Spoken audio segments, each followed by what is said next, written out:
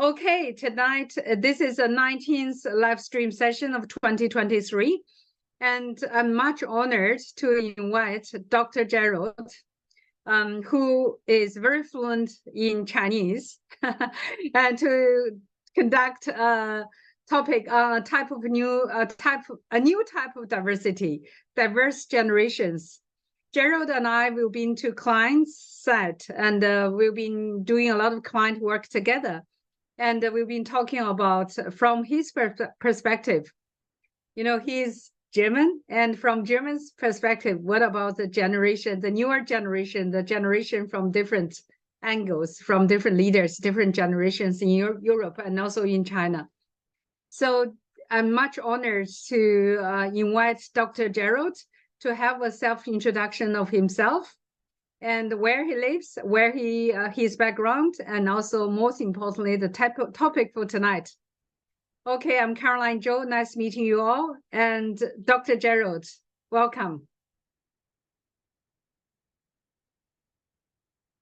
You are on mute. Thank you, Caroline. Can you hear me now? Yes, perfect. Thank you for the invitation to have me here talking about this topic, introducing myself. I really enjoy working with you, and I'm looking forward to an interesting interaction night with this topic. But introducing myself first, I'm 62 years young, and I've been living in Shanghai for 10 years with my family. I'm married the second time in my life, and I'm actually living here with my Chinese family, a young daughter of 11, almost 12 years old, and my wife. I've been traveling the world, coaching around the world for 30 years. My nationality is German, but I think I've seen so many different places, especially Australia, where I spent 10 years part-time, mostly in Melbourne. And so I think working with people from around the world, I've seen quite some cultural diversity and different leaders from different companies. Topics are coaching, change management, leadership development, training and programs, and intercultural cooperation. So how come I'm speaking about a new type of diversity, or the art and skill of leading and collaborating with people who are much older or younger than you? As I mentioned before, I actually have my second marriage from my first marriage. My two children are millennials. They were born in the early mid-80s, and I am myself a boomer. I was born in the early 60s, and today my wife, she's Generation X. She was born in the 70s, and my daughter now, she's actually Generation Z. So at least from within the family, I would be entitled to speak about this topic, but that certainly is not enough to give you the background that I'm giving today. I was actually tasked to prepare a leadership training that was supposed to be an add-on to existing leadership trainings a year ago. And I spent a large portion of this summer preparing this topic in a new way. I wanted to prepare this more in detail. I wanted to look into deeper than I had done it in the past. So spend a lot of time, and I found quite interesting new resources, scientific research, and also publications that I found are more to the topic and more helpful to the topic than all the trainings that I've seen and done in the past. So what you're seeing here tonight and what you're hearing here tonight is actually based on research from the last 2 or 3 years, and on books that have been published last autumn, like a year ago only, and the other one has been published 1.5 years ago. So these make it already very clear that this topic is a new one, and I will speak about this a little more. But before we go into anything, I would like to tell you a little story that Megan Gerhardt is one of the sources that I will come back to this evening several times. She's a Professor Megan Gerhardt in Miami University, Florida. And she's been building up and dealing with generational topics for many years. And she was actually tasked to hold a student program or build up a student program in Miami University. And when she was tasked with that new job, she actually needed an internet site and she needed online resources. And in that TED talk of hers, TED talk of hers, she describes how he's been struggling with building up a website with the help of the university. And then in that TED talk, she actually says, I love millennials. She's an older generation. And she says, I love millennials. And then she explains why. She actually says, I've been asking the university to help me build this website for the new student program. And they couldn't help me. And here are her students, the millennial students, and they say, we can help you. And she's kind of shocked that this answer comes so quick. And then she asks them, so how long, when could you actually do this? And the students tell her, well, tonight. So she kind of gave this as an example of generational differences and how she loves young generations for the contributions and the resources that they bring and the skills that they bring to work teams. She also describes in this book that I mentioned tonight, called Gentelligence, an example of students approaching her because they were not happy with the marks, the grades that they got in their student exams. And they became quite challenging to her as an authority and teacher, as the tutor in that program, negotiating better marks because there were complex ways of describing the task and so forth and so forth. So she found that was new to her. Never ever in the past had any students challenged her authority as a teacher and trying to negotiate the grades after they had been given. So there are different ways of doing things with the younger generations that she herself experienced. So this is a kind of an opener to what we are talking about tonight. I will speak about generational differences and what's important when dealing with them. And for the questions that we discuss, please write down these questions and send them on WeChat. So Rachel will forward these questions to me, and I will try and answer them after they are collected at the end of the speech.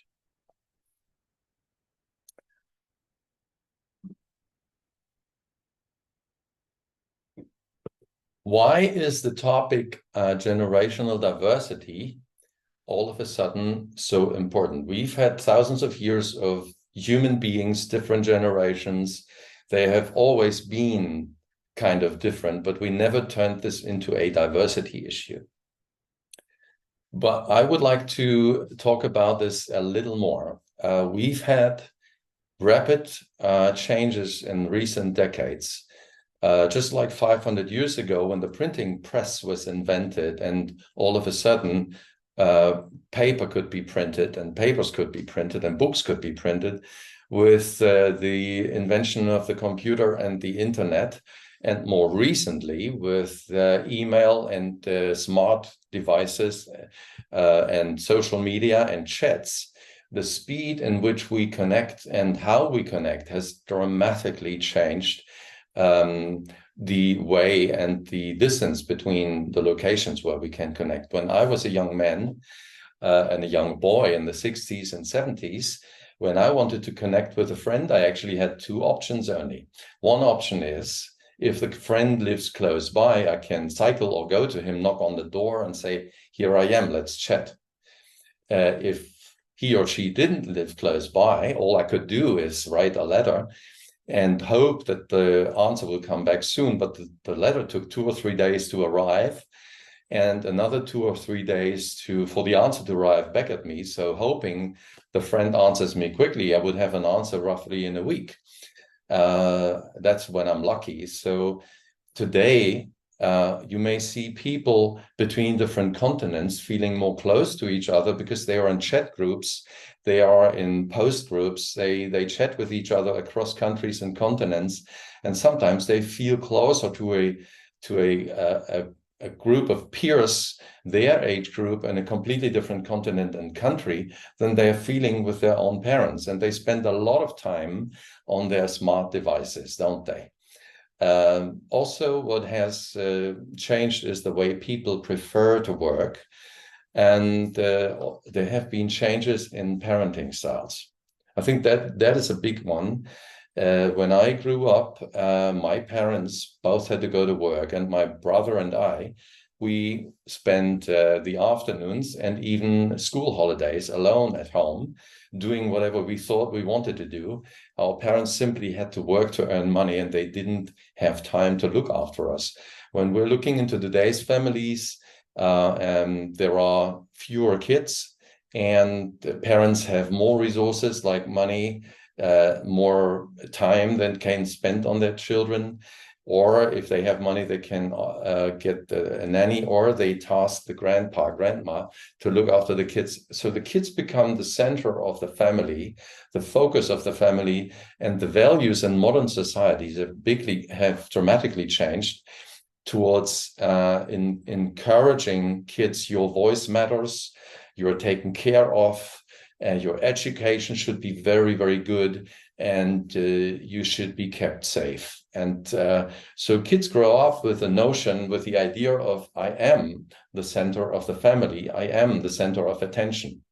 So that changes the mindset automatically. So now young people tend to believe that when I come to the workplace, I am still the center of attention, which can lead to friction and to even conflict. So we sometimes hear, that's research from the US, that new graduates are described by HR responsibles as being, entitled. When they come to the job, they have expectations of moving up the career ladder much quicker than generations before, and that can also lead to friction and to misunderstandings. So those cultural changes, those parenting style changes, and especially the technology changes have brought the distinctions and differences between younger and older people that sometimes resemble what we find when we're approaching a new culture, a different culture. And so we're taking things for granted, how we do them, how we work, what we value, believing that everybody else thinks the same way. But generations have developed completely different ways of different preferences, the ways of working and connecting, and taking them for granted just leads to conflict. So we need to become aware of that. I'm talking about this awareness part later. Before we jump into anything else, let's look at the birth years. In the West, especially in North America, but also in Europe, these generations are normally the standard. The Builders generation is the oldest one until the end of the Second World War. Then my generation, the Boomers generation, is between end of the World War and 1964. The Generation X is between 1965 and 1982. And millennials start in 1983 all the way up to 2000s. They are called millennials or Generation Y because they will spend most of their life in the new millennial. And then Generation Z is from 2001 all the way up to 2015, which is not quite safe yet.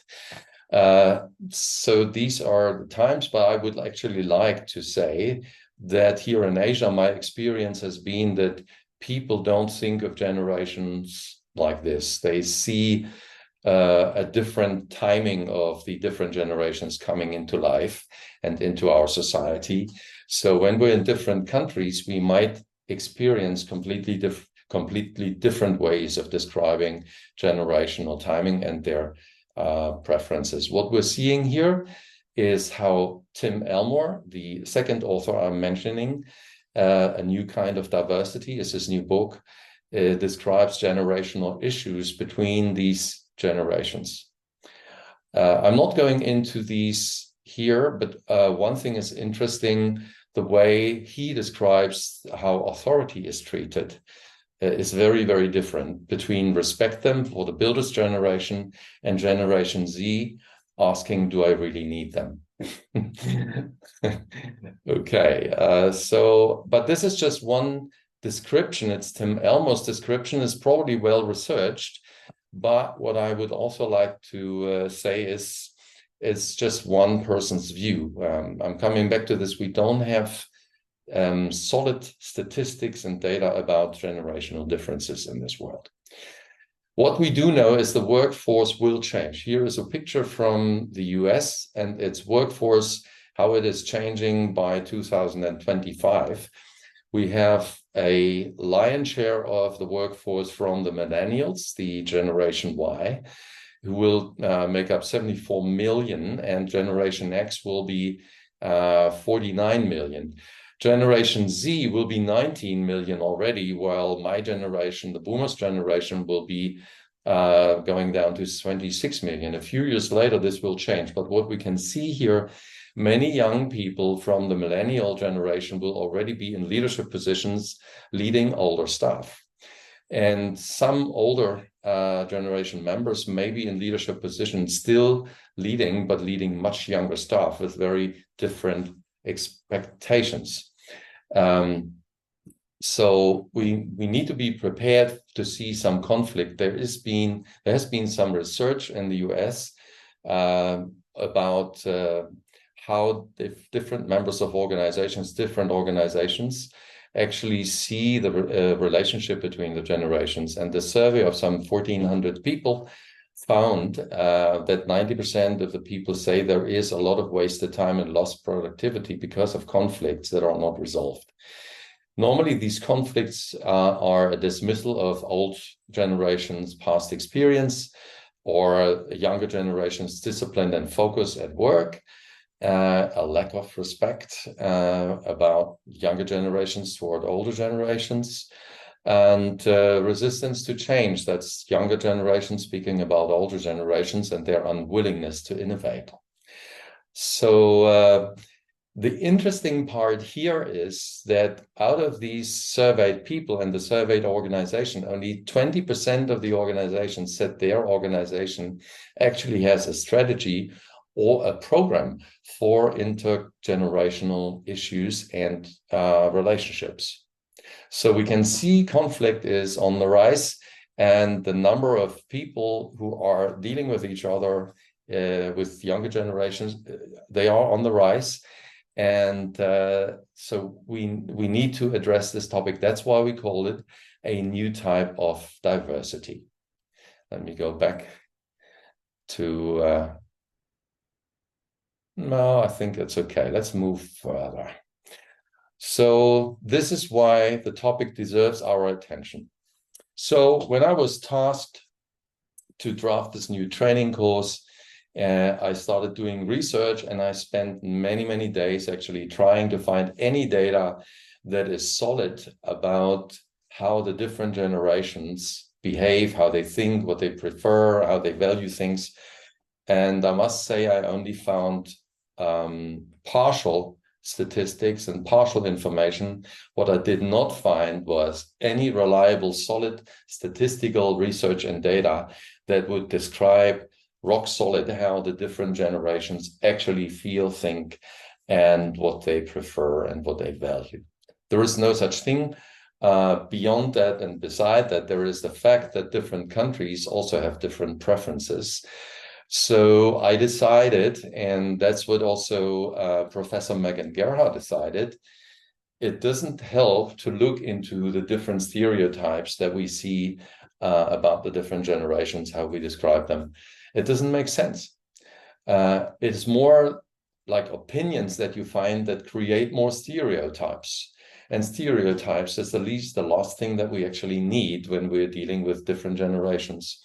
So the approach that I will follow here in my speech, and that is also based on the training that I've designed, is that because there is no solid knowledge and because we don't want to reinforce stereotypes, we want to create solid knowledge about each other from the people that are actually in the room. So when you have a team that you're leading and there are different age groups in that team, you don't look for statistics outside the team. You're actually beginning to talk to each other about how you develop differently in the different times when you were young. Listen to each other's stories and understand each other better. So in that way, you're actually identifying yourself with what's talked about, and you don't have to question any statistics. And that is a good basis for mutual understanding anyway, for trust building and problem solving. And in so doing, you're creating an atmosphere of learning and mutual helping each other, mutual mentoring and collaboration, so you can make use and create and make use of win-win situations between the different age groups. This is the approach I will follow in my speech here, and it is pretty much based on what Megan Gerhardt calls the 4 key practices of intelligence. The first one is to become aware and resist your assumptions.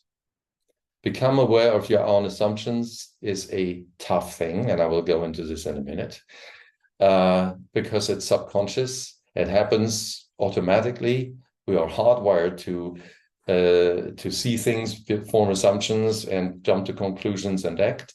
That goes up in a fraction of a second, so it's very difficult to stop, but there are ways of doing that, and I will explain this. The second thing is, after you've become aware of your assumption, to take a different perspective and adjust the lens, so you can look from a different person's perspective to understand how they see the world and what they prefer.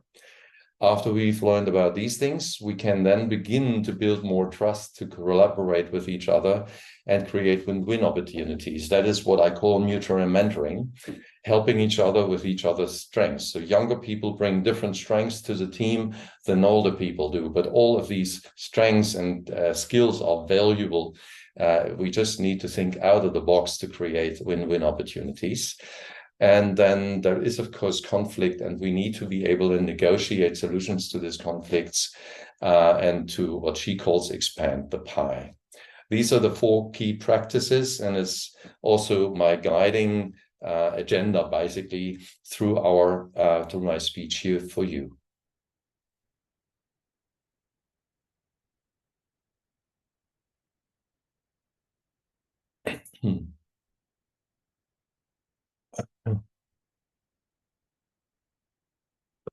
Okay, so let's go to the next topic, becoming aware and resisting assumptions. Becoming aware of assumptions and resisting them is not easy. As I said, we all are born and raised, we develop bias.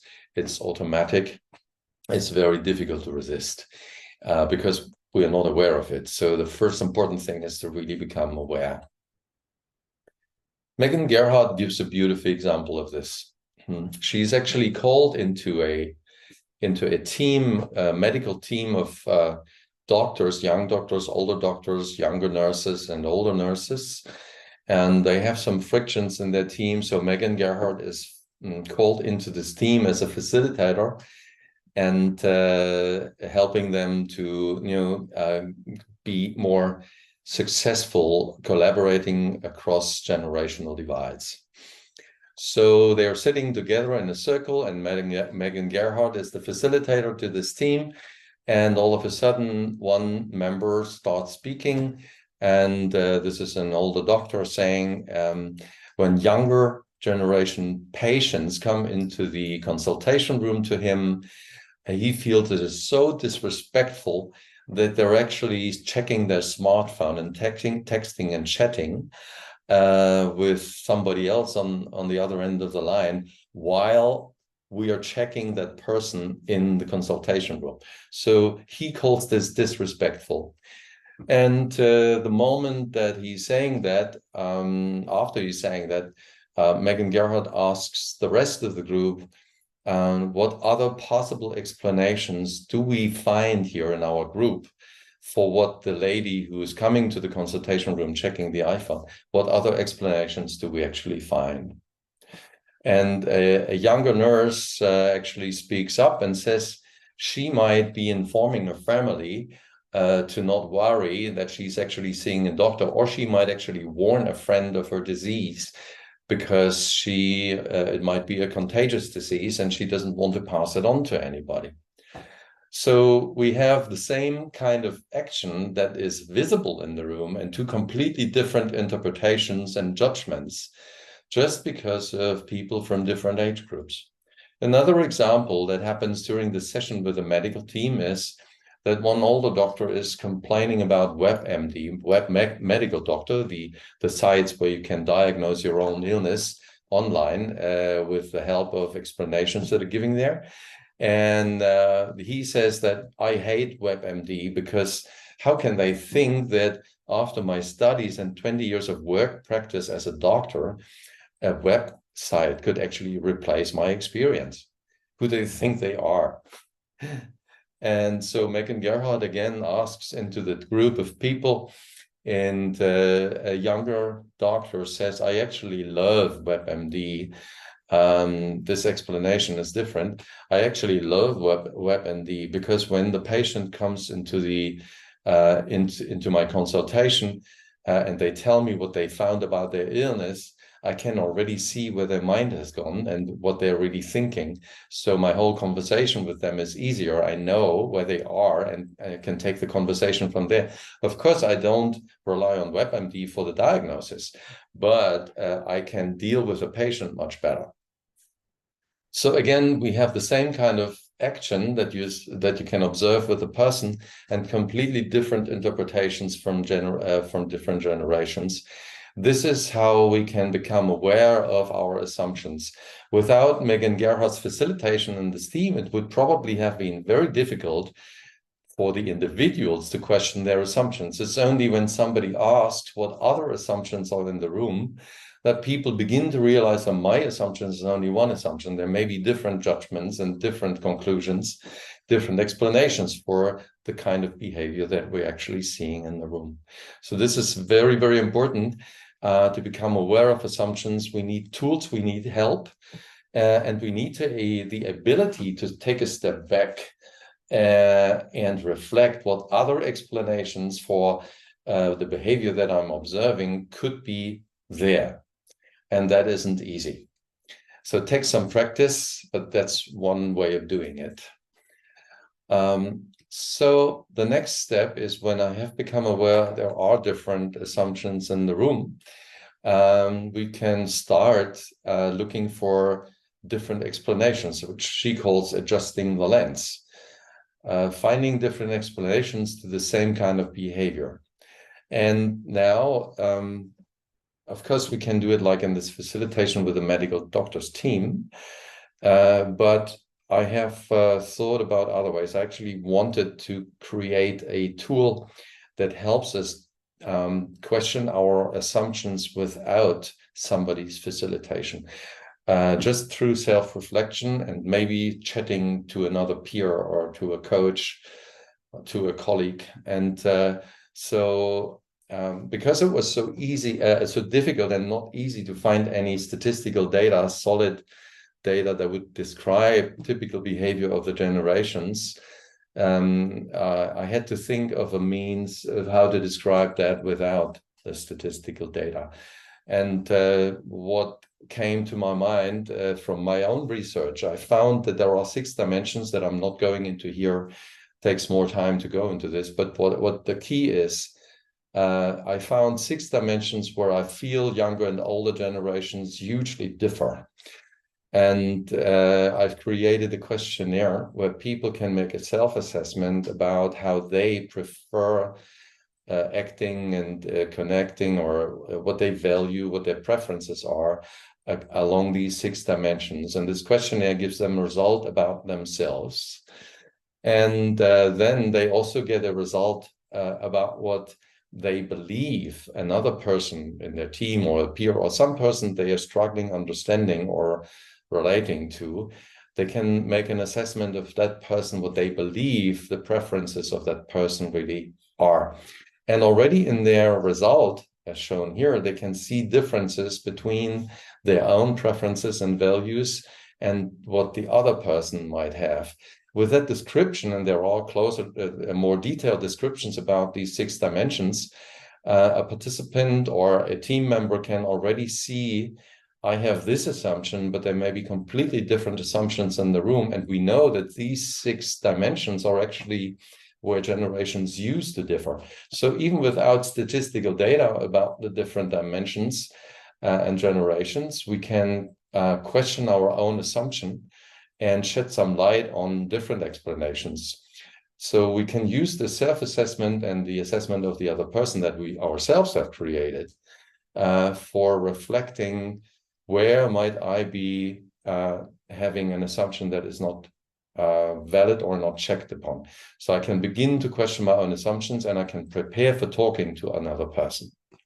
So that's the meaning of this tool. And that's one thing that I wanted to introduce you to.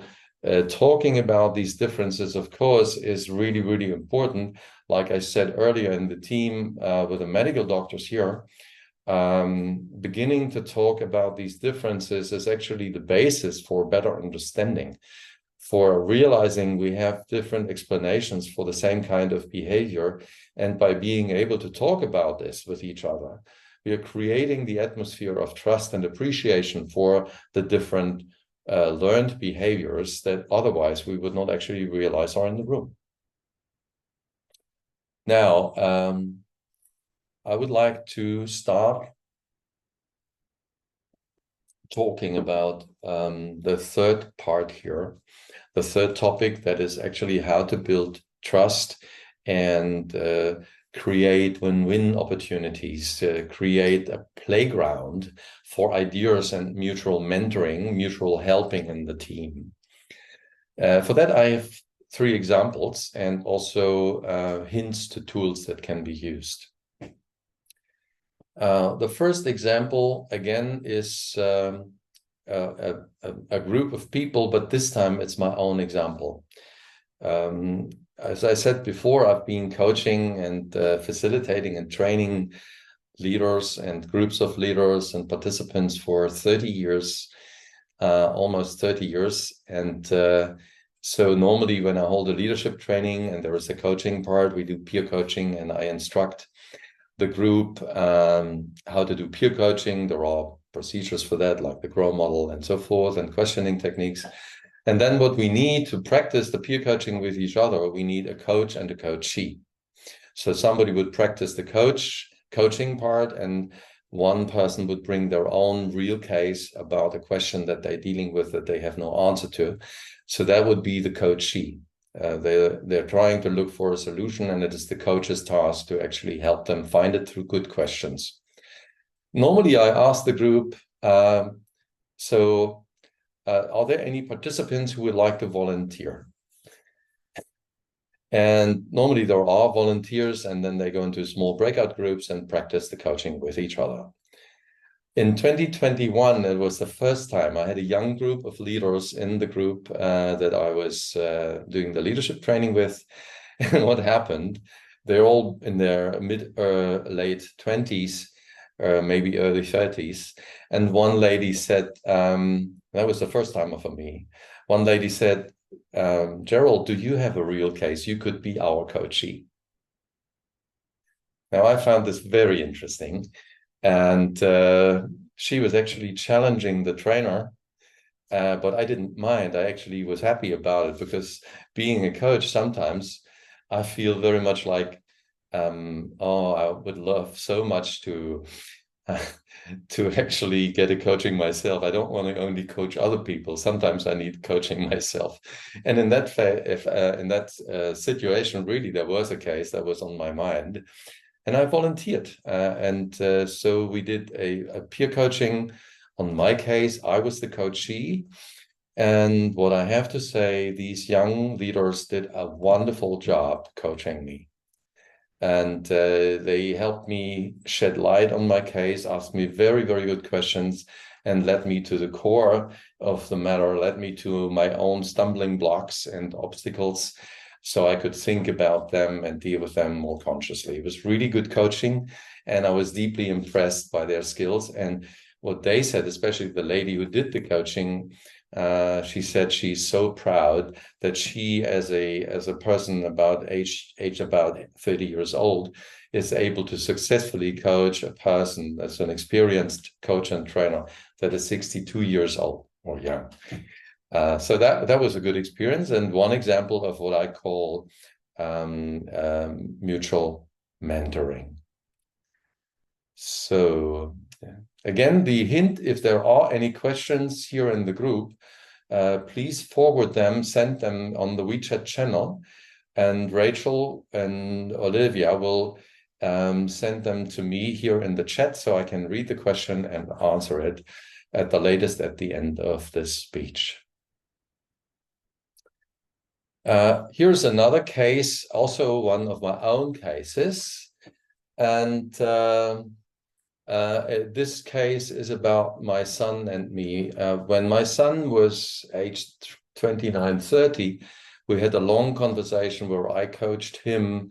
He didn't want to apply for a job in a bank after he had finished his studies and closed his exams successfully, but he simply didn't apply. So we take a long walk, and in that walk, I actually learned that he wants to found his own company, be his own entrepreneur, and do his own music. He did found this company, I think also thanks to my coaching him. And he called this company PML, Production Music Live. He turned into a very successful worldwide entrepreneur.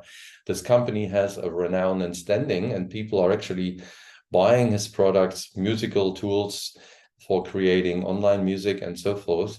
And he's selling videos where he's explaining how to use these tools.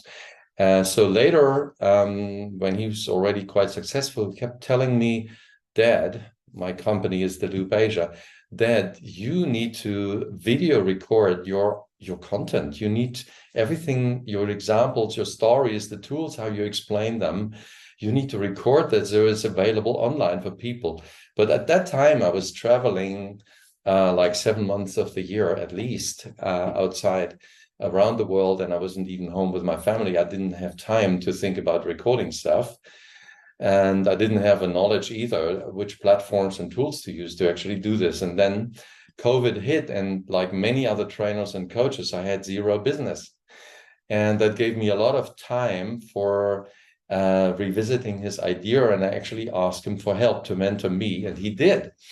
And what came out of this by 2020, there was an online academy that I had created with many inputs from my own self. And colleagues helped me do this. And today, all the content is actually online. Even this generational training is already online. And 50% of the Loop Asia's turnover is actually coming from online content. So he, through mutual mentoring, helped me create a completely new business. And so I was very, very happy and proud of him doing this. So that is one other story. And here's yet another story from a company that you might be familiar with. It's actually a company called Burberry, who do the beautiful clothes and scarves and everything. And that company had a problem in the early 2000s connecting to the market of the Generation Y. Generation Y, the millennials, simply didn't buy as many products as they should just by the number of them in the market. So when the new CEO, Angela Arends, a boomer, my generation, joined the company, I think in 2006, the company value was standing at £2 billion annually. And she actually was reaching out and listening very, very intensely to the younger people in her company, interviewing them, really listen well to younger staff who actually intuitively know how to connect to their peers in the market through social media structures and channels. And through that listening, she also realized there is a gap and we need young people in the marketing and sales units. And she founded a team, marketing and sales team, digital marketing and sales team, and staffed it predominantly with young people from that generation. And they managed to build tools and structures that really successfully landed with the Generation Y in the market. And they began selling products a lot more than they did before. And the market participants were actually actively co-creating platforms where these products were shared from their own experience. So that was a big success. And in his book, A New Kind of Diversity, Tim Elmore calls this a reverse coaching, reverse mentoring example. I prefer calling it mutual mentoring example because it cuts both ways. It goes both ways. It's not just older generations being reversely coached or mentored by younger generations. It's a give and take. Both older and younger generations can and must actually do this with each other respectfully and in appreciation. So Angela Ahrendts managed to do this mutual mentoring here, and the success in the company through becoming a teacher and a learner at the same time. So this is what we call mutual mentoring, which is so important. But as the examples I've just given you have shown, we need a lot of trust for mutual mentoring. You cannot just go to your colleague or to a team member who is much older or younger than you and say, I want to be your mentor, or I would like to be your mentee, or would you like to be my mentee? The people need to have trust, like I described with my own son. Me and my son, yes, we do have this trust. We don't develop it much. But with a team member, it's not so easy, especially when you're approaching an older team member saying, I would like to be your mentor. That can be a loss of face already, because the team member may think, what do you want to mentor me in? Of course, younger generations bring a lot of skills that older generations don't so easily bring to a team, like social media interaction, dealing and managing social media. So we need to have a preparation for this. We need to really think about, before we address the topic, how can I help you? How is the person feeling about this? And for that, there are worksheets with a set of questions for self-reflection before you actually address somebody that I've created. And I'm not going into the details here, but there's a checklist of questions that need to be thought through before you're actually entering a conversation with somebody else. You need to put yourself into that person's shoes and ask yourself, where could this person feel my offer is helpful, or where might this person actually take offense? Because that's what you don't want. You want to actually build trust. The same kind of worksheets have been developed for people who want to be somebody's mentee. And also these questions should be reflected before this offering conversation, like, let's be a mentoring pair here, before this is actually held. Okay, so much for mutual mentoring, and it's really important to build the trust. Here is a look of what the different generations, at least in the Western definitions, can bring in terms of contributions to different teams. My generation, boomer generation, has a lot of stories to tell, of a lot of, up to 5 decades of working experience. And they know social networks, they know the product experience, they know the tasks in the team. They have a lot of life lessons and pitfalls to share, and they can be beautiful mentors with those things. Generation X has experienced harder times. 80s were not so easy for them. And they bring a lot of realism and authenticity to teams, a lot of resourcefulness. They are talented at getting a job done with very few resources, and they can take good roles, wisdom roles in the team by bringing opposite point of views, asking very good questions, and challenge the status quo. Contributions of the Generation Y, the millennial generations, can be confident. They are really confident walking into the team. They bring a lot of confidence here, but they're also welcoming mentors, mentoring from older generations. They bring a lot of vitality and energy to the team, a lot of tech sense. They know exactly how to work in groups. They actually expect bosses a lot more, by the way, to be sociable than older generations did. In older generations, a boss had to be experienced and had to have experience as a leader in their role for a long time. Then they would respect them. But younger generations, especially millennial generations, would expect, in addition to this, would expect actually sociability. So they want them to be real friends and teammates also. They bring creativity and optimism, and they have an awareness of their own influence because they've been taught your voice matters, right?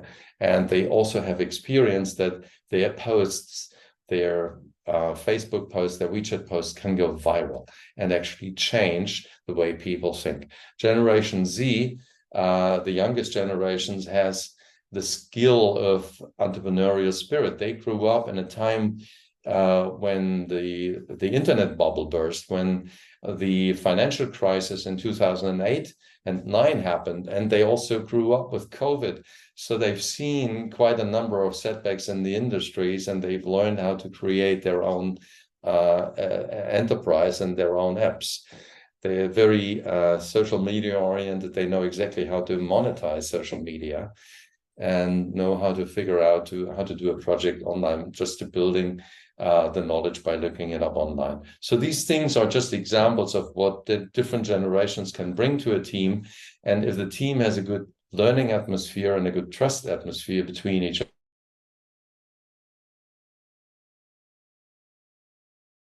other, they can build on these different, them go against each other. So that is the contributions that these different generations can bring. And here is the last topic: how to expand the pie when there is conflict. And that takes good negotiation skills and good conflict resolution skills, which are also part of the training, but I'm not going into the training part. What I will do is talk about how a lot of people are actually avoiding any conflict because they feel it's like more like attributable to a generation that they are lazy because they're too old, or they're lazy, they're too young. But this is just a way of avoiding conflict. If we are attributing something that is not anything to do with the generation, we're actually taking away the person's ability to solve problems through accountability and discussions and dialogue. So addressing conflict is really an important thing to learn, and there are ways of learning this. Statistically, research data show that younger generations hesitate to hold older generations responsible and accountable for things that they do or not do. And older generations struggle, become frustrated, upset, or angry with difficult conversations with younger generations. So this kind of thing already says dealing with conflict in a more constructive way and solving it in a constructive way. This is something that is of high importance, especially with the generations topic. And for that, we need to learn how to take into account other people's interests and our own interests. We need to learn how to create win-win situations and collaborate rather than avoiding conflict. Now, I would like to give an example of a conflict. I like this example from Tim Elmore's book. Maggie is a team leader of an older generation in a franchise company, a restaurant franchise company, and they're serving clients food. And so she's the team leader hiring Antonio, a young member on the team, and he turns out to be his best performing team member, her best performing team member in the team. So time goes by, and after a year, after Maggie actually has hired Antonio, she finds Antonio is wearing a tattoo on his skin. And it's the first time she actually sees this tattoo. And it's also the first time that it's visible from Antonio.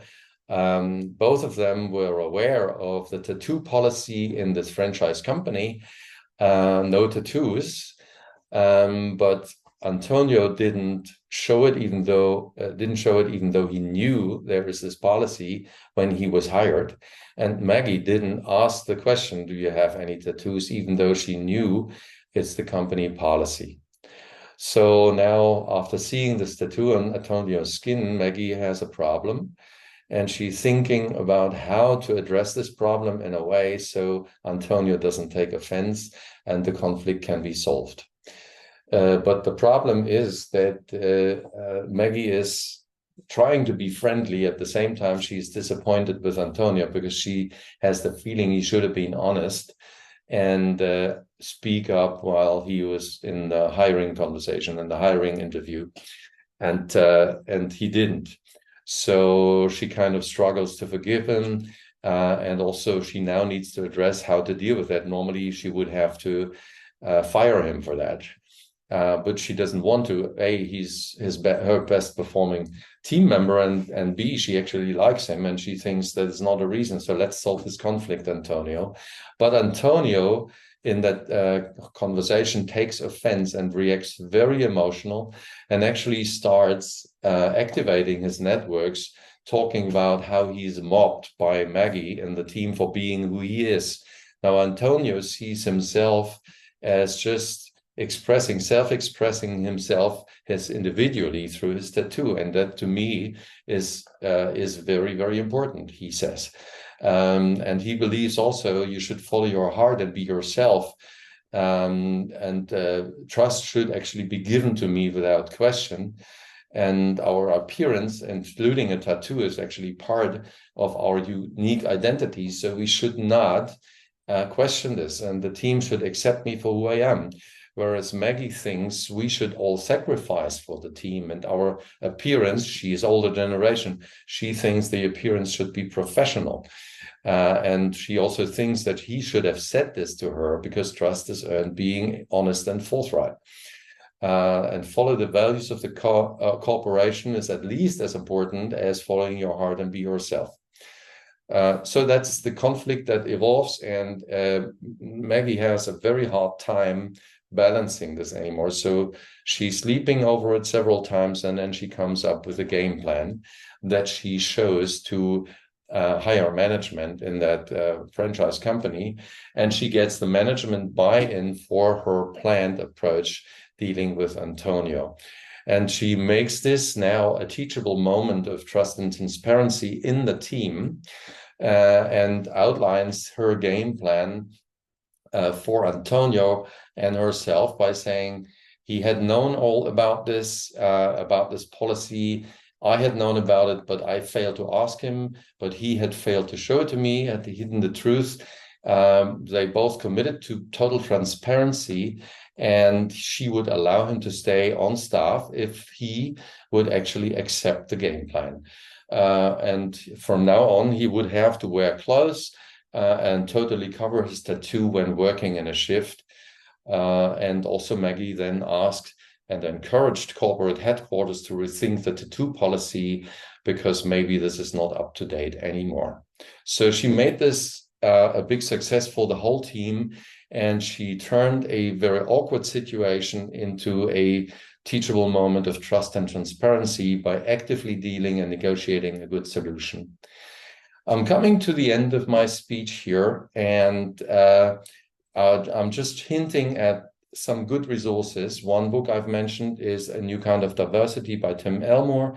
The second one is called Gentelligence by Megan Gerhardt and two co-authors from different generations. And one is called Prime to Perform, speaking about what deeply motivates people really when they're in teams. And the ability to question my own thinking and to question my own assumptions is a good book. For that is a good book by Edgar H. Schein called Humble Inquiry. I'd also like to hint at the course that I've mentioned, my own course, Leading Generational Diversity, which is an online course, but can also be held in face-to-face form. So I'm coming to the end of my speech, and I'm opening up to any questions, should there be any.